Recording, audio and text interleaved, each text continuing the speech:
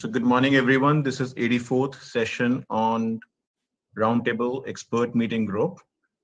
And I have Dr. Kalra with us. He's a member of Heart Care Foundation of India as a director and a former CEO for NABH to introduce the topic and the speaker. Over to you, Dr. Kalra. Thank you.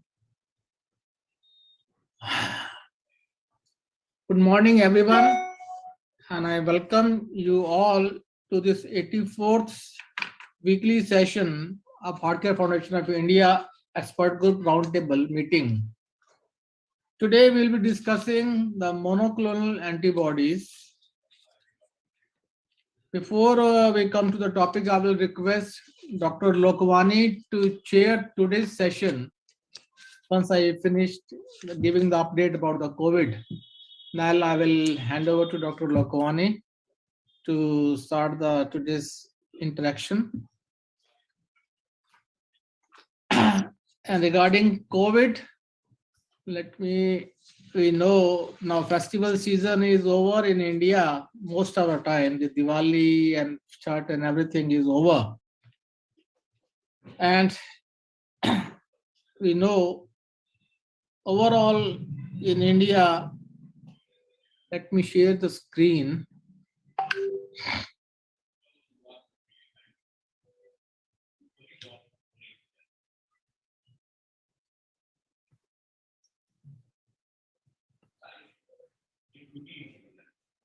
Yeah. In the last 24 hours, 11,850 new cases have been reported with 555 number of deaths. Death rate slightly increased from 1.34% to 1.35%. And vaccination doses administered till date is 111 crores 40 lakhs 48,134, which comes to around nationwide, the whole pan-India, at least single dose is now administered to almost 79% of the eligible population, adult population. And Delhi, it is 88% of the eligible population has received by now at least one dose. If we see, I think the screen is visible to all. Yes, yes. Yes, sir. Yes, sir. The last week, as per the situation report, WHO situation report, the percentage of confirmed cases current week,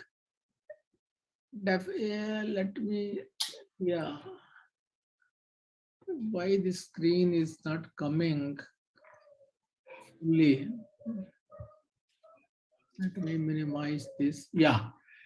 The 6 states have shown a slight increase in cases during the current week as compared to the prior week.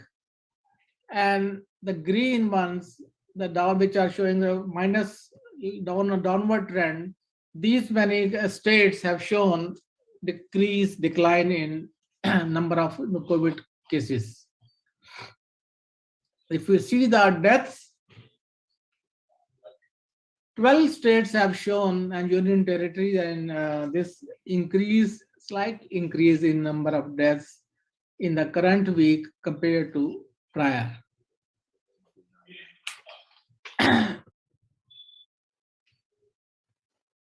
And globally, if you see, during this weekend, ending on 12th of November,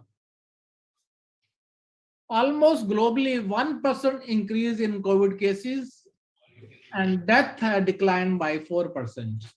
It's only the European region which has shown 7% increase in cases and 10% increase in deaths also.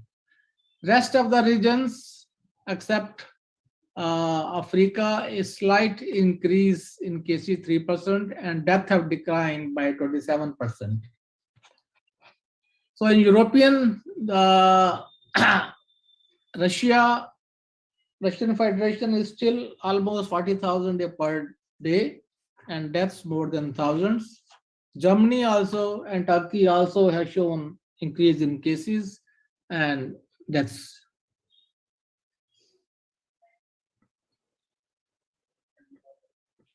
If you see regarding vaccine, the Covaxin recently has been recognized and approved by WHO. And today in the media, the Covaxin peer-reviewed data appeared, which has demonstrated Covaxin efficacy is 77.8% when we compare other vaccines. AstraZeneca Covishield is 76% with 2 doses, and Pfizer is 91.3, Moderna also 93.2, and Johnson & Johnson 72% is efficacy. And the new Zydus Cadila, which has been approved in India, is efficacy is 66.6%. And Sputnik 5, it is 92% efficacy has been shown in peer review publications.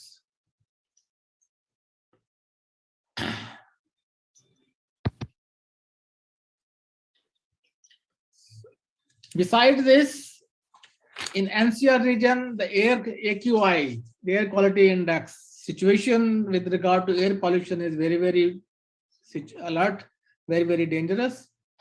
It is sort of a, especially in the NCR region, like a health emergency situation, more than 300, PM2 and PM10 also are more than 500 average. And if they continues for more than 48 hours, more than these levels, definitely it is a situation which again, the schools already which has now opening up. Maybe Delhi government will be forced to close down these schools, and other whatever measures are required to control the pollution will be started at level 4, whatever as per the guidelines. Maharashtra has shown 929 cases, 925 cases and 41 deaths. Kerala 66,674, and West Bengal again has shown after Diwali increase in cases 860 with 14 deaths. J&K for the last few weeks now is increasing trend. Today J&K 158 cases. Although numbers is small, but we see the trend. Definitely J&K cases are rising. Mizoram is declining, but still cases more than 500, 669 and 2 deaths. So this was all about update when we know that during this week 38 districts in the India are under observation at warning level 4. So now over to Chair Dr. Lokwani. We'll start the topic for discussion: monoclonal antibodies, which are identical immunoglobulins generated from a B cell, single B cell, and these recognize the specific binding sites. Monoclonal antibodies are much easier than drugs to develop and for using for therapeutic purposes. Now over to Dr. Lokwani. Just a quick question, Dr. Yeah, please. Dr. Gupta. I just was wondering the recognition of WHO for Covaxin, is it from the prospective effect or the retrospective effect? I am not actually, I will have to see. I think this is prospect. This I have to confirm. Because that makes a very yeah. This is a very, very. Obviously, it will be retrospective. No, sometimes it could be a catch in that. Yes, that we have to see the circular. We have to see the WHO. Yeah, it's very, very important. No, but at least it will be from after the date of application. No, whatever may be, because that has to be clarified. I also tried to search. I couldn't get a proper answer whether from what date it is effective. Yes, I mean, with Dr. Lokwani and Dr. Jamte will agree, when we give grant of recognition of a degree, it is never from the time of retrospective effect when it started. Yeah. A particular date. Particular date that we have to verify. I'm not sure. Exactly, sir. Yes, agreed. Let me talk to somebody in WHO or somebody senior in the committees. Yes. Then I will get back to you. Thank Now you. over to Dr. Lokwani, please. And Dr. Kalra, I have one more question for you. How do we find out all these new infections in India? How many of them are Delta variant? That I discussed with microbiologists and virologists. Now, more than 90%, almost 99% of the cases, they are all Delta. Other variants, very, very few. Majority infections are coming Delta. I talked to the MMC person, microbiologist. He said the last 3 months, very few positive cases has been reported from this MMC, and they are doing genetic sequence. And he said all are Delta variant. Sir, one single thing, that WHO recognition, will that allow the US entry to the Covaxin travelers? And they will allow, but at the end it depends on that immigration officer. Yeah. And they are not much bothered. Actually, when I have entered, I was having Covaxin and I was allowed. At that time, it was not even recognized by WHO. But I had gone with the NIA, which makes it condition very different. Very different. Yeah, which makes the conditions very different. Sir, very good morning to everybody. And thank you, Kalra sir, for giving this opportunity to chair a session of a great person whom I admire a lot in my life, and a great friend of mine, Dr. Jamkar, and with a subject which is very relevant and a subject which is talk of the time. Yeah. Monoclonal antibodies. I remember, if I go to the history, they say around somewhere in the beginning of the last century, Paul Ehrlich, one of the great scientists, he thought of having some toxins to neutralize the organisms. Yeah. And that was probably the beginning of this word, antibodies, and then monoclonal antibodies. And I think with sharing with someone, I don't remember the name, in 1908, he got the Nobel Prize for that. Okay. And this particular thing, if I go with the saying monoclonal antibody, why relevant? It is very relevant, as rightly Kalra sir said. It is easier to produce this particular thing in a form of a drug than the drug, and then the vaccine also, because it takes a lot of time.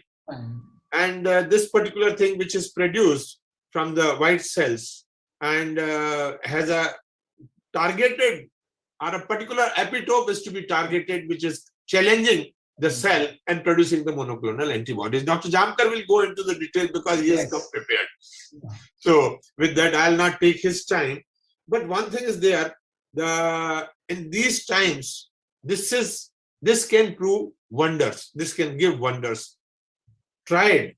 If we go for that convalescent plasma therapy also, the thing was same, or the thought was same, or the policy was same. It worked and it didn't work. Dr. Jamkar will be in a better position to discuss all those things. There are limitations, and limitations are because the target, particularly lungs, which is most affected in COVID, the tissue bioavailability is a question mark in case of monoclonal, and that's a big challenge, apart from a challenge of having viral diversity. I think all these things, I'm sure the great and learned speaker of the day, Professor Arun Jamkar, MS, PhD, FIS, MS, and a FEMR Fellow, Distinguished Professor of SIU Pune, Consultant Healthcare Persistent System Limited, ex-Vice Chancellor, and a most glorious Vice Chancellor of Maharashtra University of Health Sciences, Nasik, and one of the most innovative person I have ever seen in medical education, and a great oncosurgeon. Sir, with this brief introduction, I expect a lot from you, and I hope you will enlighten and make certain take-home messages to make the policy on this matter. I hand over the system to Dr. Arun Jamkar, please. Thank you, Dr. Lokwani, and thanks for your all kind words. Shall I share the screen? Yeah, please.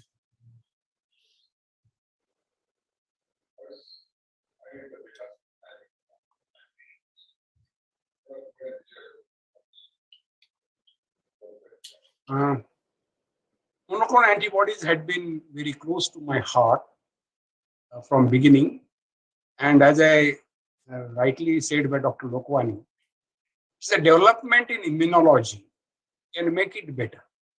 At the end, we are creating a monoclonal antibody against an epitope or against some receptor.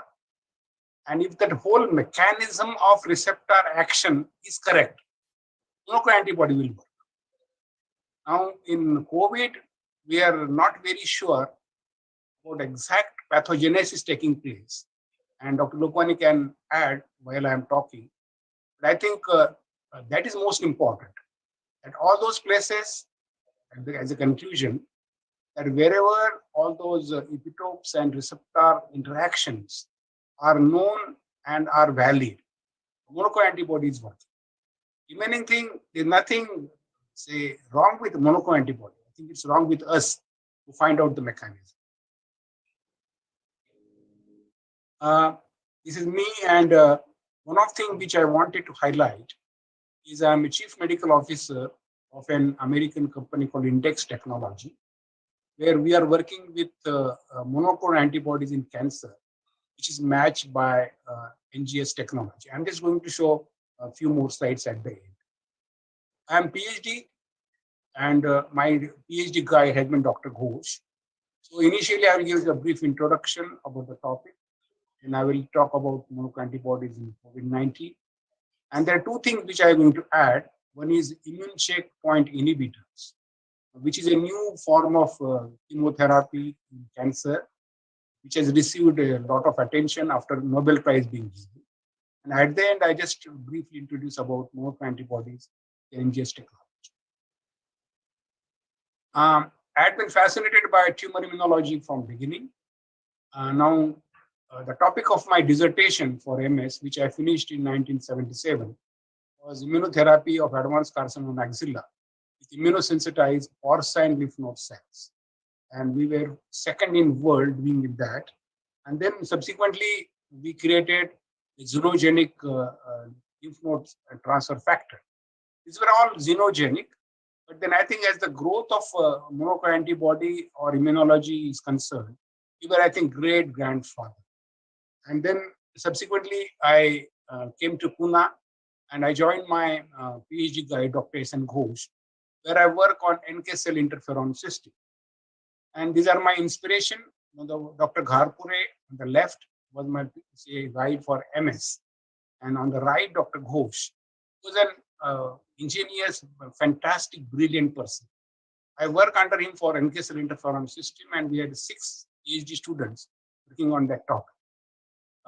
Interferon was discovered by Isaac and Lindenman, and Dr. Lindenman was guide of Dr. Ghosh when he finished his PhD in US. So he was a very sober, noble guy, and I think all his attention was lost because of a lot of politics. And I was surprised when I just put on Google, and then Google showed me this link where ResearchGate voluntarily Sumoto has created a page for him, and then all 54 publications of Dr. Ghosh were shown. And when I just click on the co-authors, I was surprised to find out my own name. And there were several publications on hybridoma technology in Japanese encephalitis. These were all before 84, 89. And as a PhD student, when I was working with him, I was supposed to be responsible for clinical, but then he asked me to do everything. So personally, I created hybridoma for JE, and I have first-hand experience of all this hybridoma technology. And they were all published papers which are available down. Now, hybridoma technology, as Dr. Lokmani rightly said, in 1975, Kohler and Milestone were given a Nobel Prize for this hybridoma technology. It was very innovative, and as rightly said, it is far cheaper and far easier than creating a drug. And obviously, everything in human biology that requires attention, the monoclonal antibody has been used. And I am a transplant surgeon, and I did my transplant maybe more than 100, starting from 1990 or 93. And then all our transplant results were improved after a monoclonal antibody called OKT3 was introduced. And the rejections after OKT3 were all minimal. So that was the first triumph of monoclonal antibody. Now, just giving you all details, you have to immunize mice and then take spleen cells. And then you take myeloma cells. Now, myeloma cells, they have infinite power of division. And once you put together one hat medium, the hybridoma is created. And whatever mice has been sensitized, it creates a monoclonal antibody which are unique to that antigen. So I think this is a whole technology that is being available. And that's why we have all these monoclonal antibodies. So immunize animal, isolate spleen cells, fuse them with the myeloma cell line, and then allow the unfused B cell to die. And then these are all the technology screen. And then I think what is required is all that antigen to be immunized. And then there is a lot of confusion about the names. And this is what you call as once it is murine, you call it OMAB. When it is chimeric but human, you call ZMAB. And then once it is humanized, it's called ZOMAB. And when it is fully human, it's called UMAB. For identifying and calling them the names, because the name itself suggests, because as a surgeon, stomy is opening, ectomy is removal, and stomy ectomy is creating a hole and say connecting with that. I think same mechanism has been used. And then once you have that monoclonal antibody, they bind to the target and they are 100% successful once they attach, and they are harmless. And they whatever toxicity that you have is because of that production technology. Now, I had been working on interferons and working on interleukins, and one of the area of interleukins was IL-2. In 1989, when I finished my PhD, it was coming into, say, what you call it, war. And then suddenly, while the COVID outbreak was there was all talk about cytokine storm. And then I went to the literature, and it was about IL-6. And I knew that we have very best monoclonal antibody against IL-6. So I wrote to British Medical Journal. They didn't bother. So I thought, whatever knowledge I have, I should put to the society, and then I put to the LinkedIn.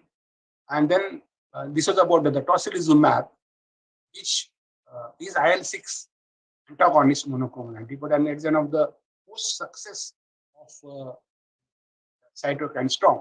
And subsequently, there were several papers, and I was very happy that whatever brainwave I think I had, great people think similar. So there were similar papers on tocilizumab, and it has been, I think, one of the most successful drugs in managing cytokine storm. It's one of the lethal event of COVID. And as regards today's cocktail that has been used, President Trump silently took that drug. And it was an experimental drug, but I think I need to appreciate him because he had faith in science.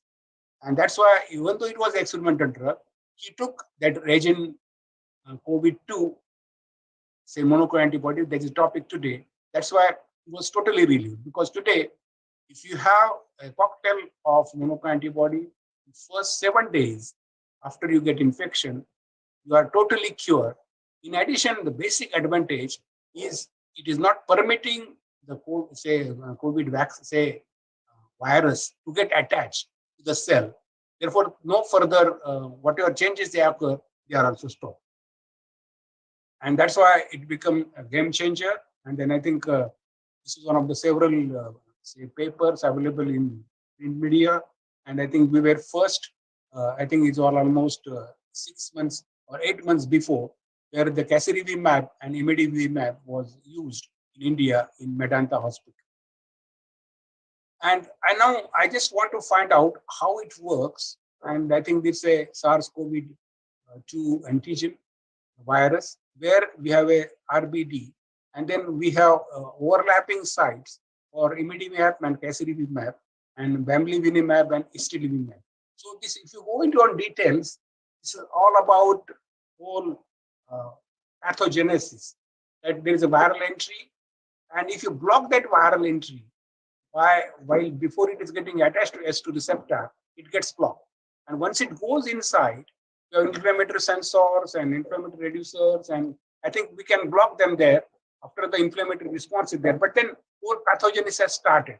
So I'm not going into much detail, or maybe I'll request Dr. Lokwani to highlight this very interesting inner procedure. And it depends upon where exactly the pathogenesis, and you can have selectively a monoclonal antibody against them. And if you go into detail, we have 75 monoclonal antibodies available today. This goes into various stages and phase 3. And then we can find out how they are going into detail about S2 receptor and S1 receptor of the spike proteins. And then we have all these monoclonal antibodies available, which are already in phase 3 or phase 2 trial. So this is, the list is big. And I think everybody is working into same direction. And obviously, at present, monoclonal antibodies against spike protein and getting attached to the host cell is most popular. So today, imidivimab and casirivimab and all these four monoclonal antibodies, and which are given in a cocktail, are being used. So if you go into detail, these are the various papers and where the clinical data is available. But what I did was I just want to show you some of the papers which are, now this is a nice paper about the update of monoclonal antibodies, where it gives all the details of all the monoclonal antibodies available.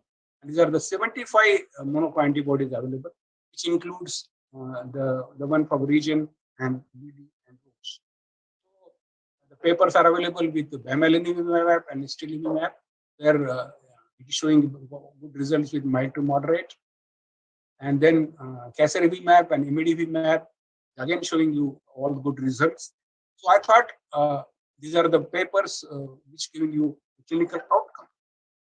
So there is another paper about antibody cocktail, which has been very useful. So what I did is, instead of going into all those papers, it's a nice paper of a meta-analysis of efficacy and safety of monoclonal antibody. And this paper, which goes into 16 RCTs of all monoclonal antibodies available in COVID, and these are the results. And the first thing that has been found out to be very, very useful is tocilizumab, where it is showing you results. Another is bamlanivimab and istilimumab, we called as region 50 or COVID-2, and say these are the two monoclonal antibodies which are showing you far better results, because they are not permitting the virus to grow, and therefore viral load is decreased. And this has been very well proved that all these two cocktails, individually they were not effective, but in a cocktail they were very effective. And then obviously these two are already used. And tocilizumab, everybody knows, has been very successful. It's reduced mortality as well as the need of mechanical ventilation. And bamlanivimab and istilimumab is not still available in India, but the first one is available in India. So bamlanivimab and istilimumab, which has been neutralizing antibody, binding is different when this overlapping, and then they were paused because of both gamma and beta variants have reduced susceptibility to these drugs. And as a net result, in US it is paused. I think some of the states they are already given, and that's why the one with all better results is this cocktail, casirivimab and imidivimab. And so the FDA issued emergency use authorization, which was approved by even India, and it has to be given IV infusion. Subcutaneous is alternative route, but IV infusion is better. And the dose is 600 milligram, and it's available as a single IV infusion, and administer as soon as possible after positive test. So the best way is to, the moment RT-PCR is positive, the first 7 days, if you give this drug, is most successful. So I discussed with the infectious disease specialist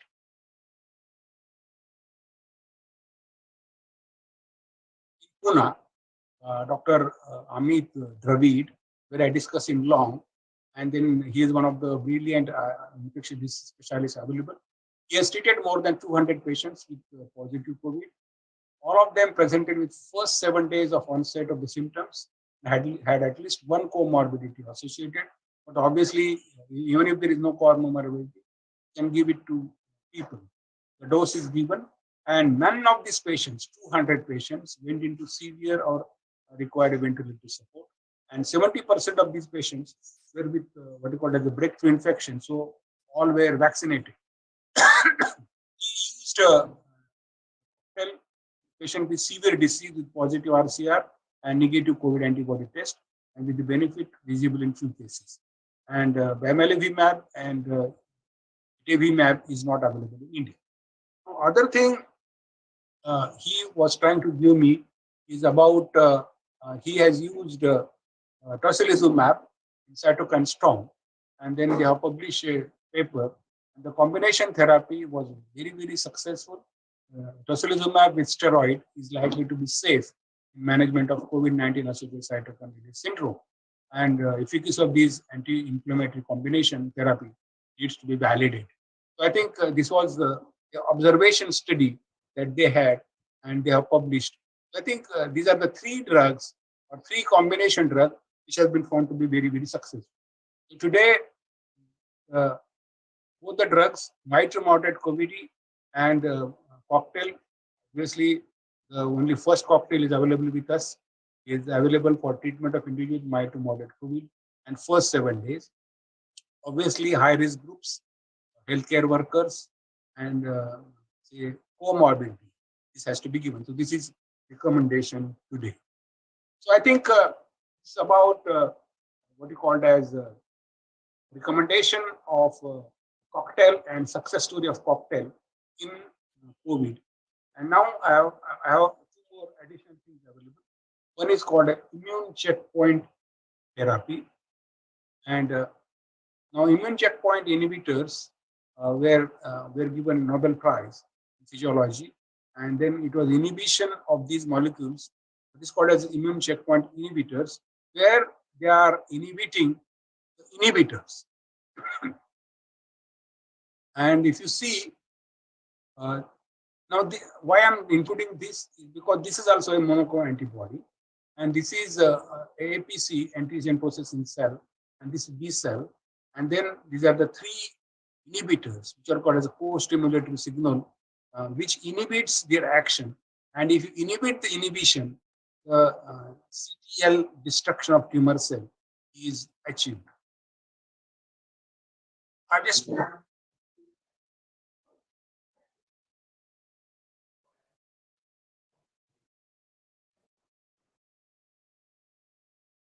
in an antigen processing cell, we have an antigen processing cell which has MSC type 1.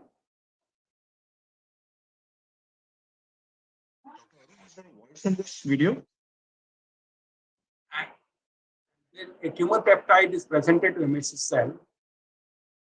Then it goes to CTL, that is cytotoxic T cell.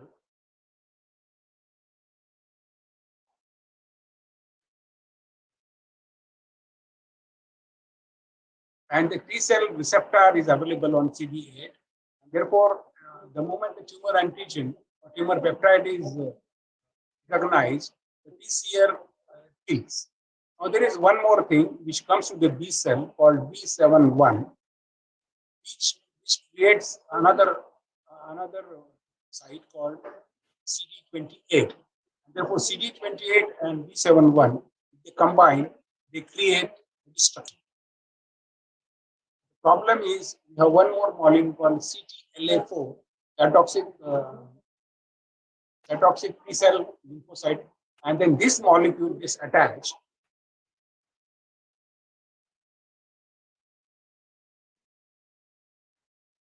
Now this CTLA4 binds to the B71, and once it binds, it prevents the destruction of CD8 cell of the tumor. So if you see, this goes down, and so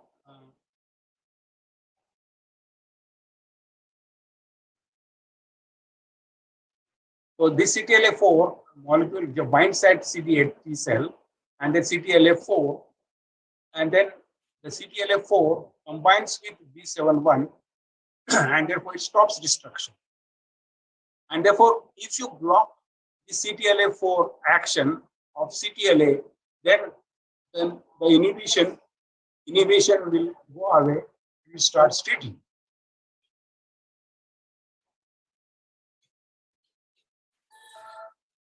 So this is in brief about how a immune checkpoint receptor inhibitors can be taken against, and then we have monoclonal antibody for CTLA4, and therefore this is one which has changed whole direction. And immunotherapy has now changed, and there's one more addition called immune checkpoint inhibitors. And these inhibitors. Intervening, sir, Jankar sir, sorry. It is almost similar technology or similar methodology what we see in HIV. Yes. So what is important now is now we have these three drugs available. Now the first is called ipilimumab, which blocks CTLA4. Now we have two more inhibitors available called PD1 and PDL1. And these are the two additional monoclonal antibodies available for use. And for this only तेरे को मैं उठा के लाया हूँ, पिस्तौल मेरे हाथ में, तू वहाँ जो बैठा है दिन में 2-4 हड्डियाँ तोड़ता है. Can somebody mute itself? पिस्तौल मेरे हाथ में, तू वहाँ जो बैठा है दिन में 2-4 हड्डियाँ तोड़ता है.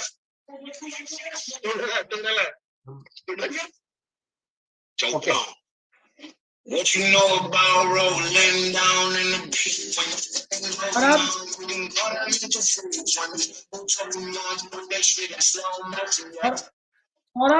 हमारी शादी के बाद Chinelia takes care of her more than I think.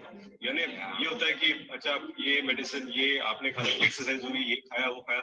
So she's constantly in touch. और अभी मुझे लग रहा है कि मेरी माँ मेरी सासू माँ हो गई है. ऐसा नहीं है, बिल्कुल नहीं है. मतलब मेरी दो सासें हैं.